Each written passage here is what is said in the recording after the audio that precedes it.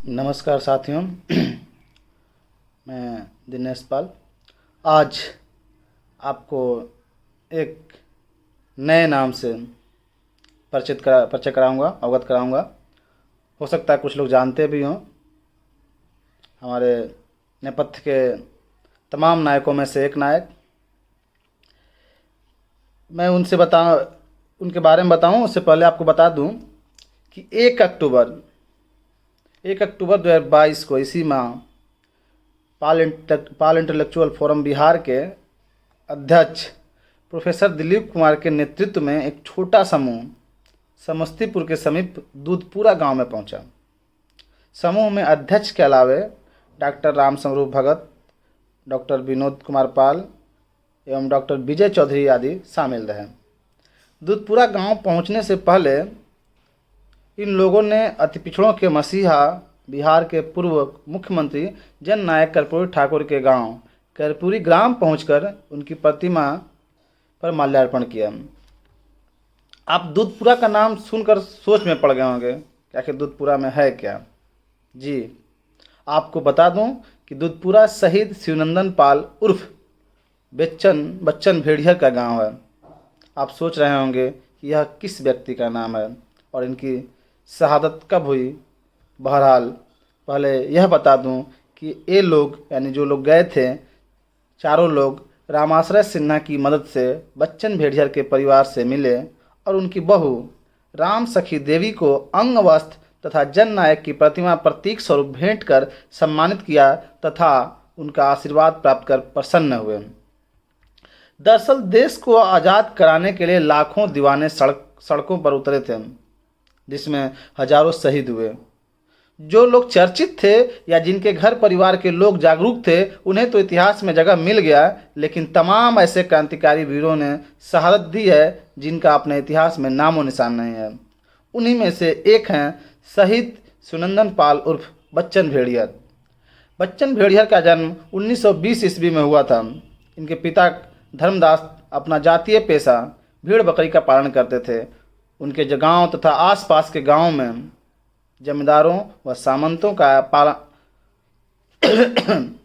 दबदबा था। आए दिन उत्पात मचाते थे, लेकिन लोग सामंतों के आतंक से प्रतिकार नहीं करते थे। बच्चन भेड़ियर के पुत्र रामदयाल पाल से पता चला कि उनके दादा पहलवान थे और पिताजी भी पहलवानी किया करते थे। एक बार गांव की एक दलित लड़की का बलात्कार करते हुए जमींदार के कुकर्मी बेटा को पकड़ लिया और उसकी पिटाई कर दी, जिससे बौखलाए जमींदारों व जातिवादी सामंतों ने अपने कुपुत्र को डांटने फटकारने की बजाय बच्चन भेड़ियर तथा उनके पिता धर्मदास के साथ मारपीट करने पहुंच गए। इतना ही नहीं, उनके घर की महिलाओं के साथ भी दबंगों ने मारपीट और गाली गलौज किया। इस घटना ने बच्चन को विद्रोही बना दिया। बच्चन भेड़ियर ने गरीबी के कारण प्राथमिक शिक्षा के बाद विद्यालय जाना छोड़ दिया और चीनी मिल समस्तीपुर में काम करने लगे। विद्रोही प्रवृत्ति के कारण मजदूरों की समस्या व शोषण देख मिल मालिकों से लड़ जाते थे। अभी 22 साल के हुए ही थे कि देश में भारत छोड़ो आंदोलन का बिगुल बज गया और हर तरफ अंग्रेजों भारत छोड़ो और करो या मरो का नारा गूंजने लगा। गांधी जी के आह्वान पर जनता मैदान में उतर गई। 11 अगस्त 1942 को पटना में सचिवालय पर तिरंगा फहराते हुए बिहार के 7 युवा अंग्रेजों की गोली से शहीद हो गए। इस गोली कांड के अगले दिन 12 अगस्त को पूरा बिहार आंदोलित हो उठा। स्कूली छात्रों से लेकर चीनी मिल, जूट मिल एवं रेलवे कारखाना के मजदूर तक हाथ में तिरंगा लेकर सड़क पर उतरने लगे।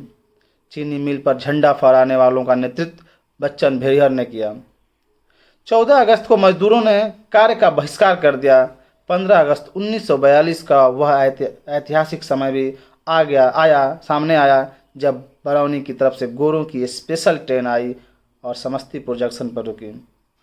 स्टेशन पर क्रांतिकारियों ने उसे घेर लिया और अंग्रेजों भारत छोड़ो का नारा लगाना शुरू कर दिया। इसी बीच स्पेशल ट्रेन किसी तरह मुजफ्फरपुर के लिए खुली, लेकिन ट्रेन थानेश्वर स्थान गुमटी के पास पहुंची ही थी कि आंदोलनकारी जनता एवं स्कूल के छात्रों ने रेलवे लाइन पर खड़े होकर ट्रेन को रोक दिया।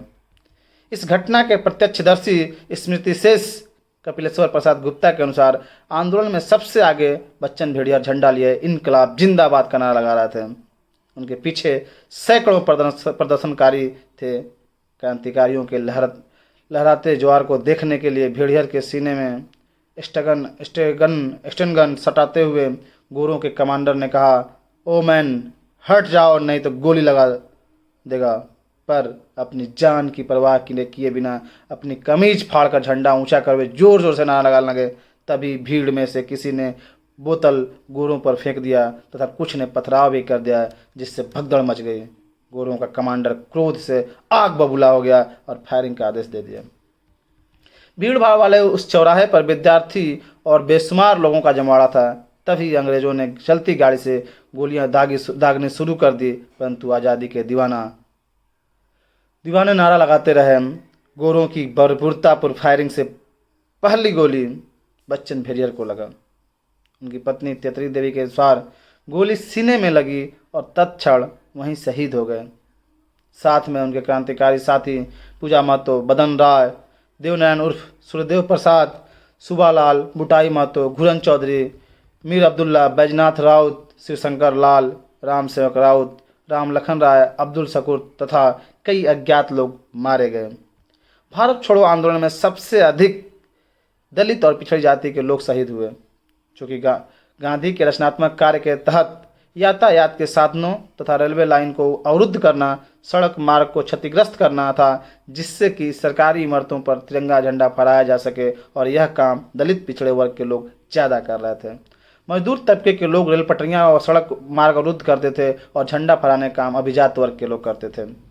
इस आंदोलन में ज़्यादातर शहीद गांव के पिछड़े वर्ग के गरीब हुए। बावजूद इसके इतिहास के पन्नों में अभिजात वर्ग को ही जगह मिली। दलित पिछड़े नायकों को साजिशन इससे महरूम किया गया। शहीद बच्चन भेड़िया पिछड़े वर्ग से शहीद हुए, वैसे ही महरूम नायकों में से एक थे।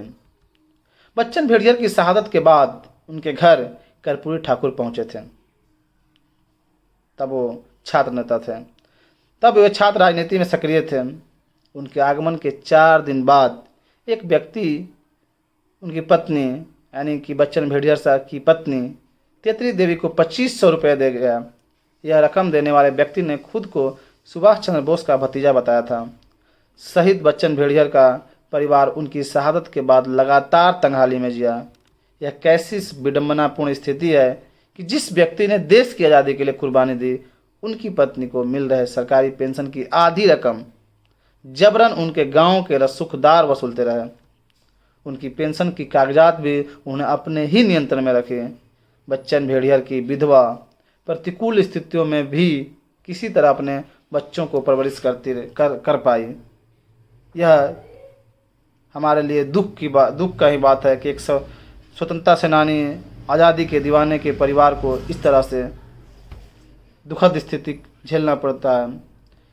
यह जानकारी मुझे इस किताब नेपथ्य के नायक से मिली, जो कि अरुण नारायण ने संपादित किया है, और इसमें बच्चन भेड़ियर के संबंध में डॉक्टर विनोद कुमार पाल ने लिखा है।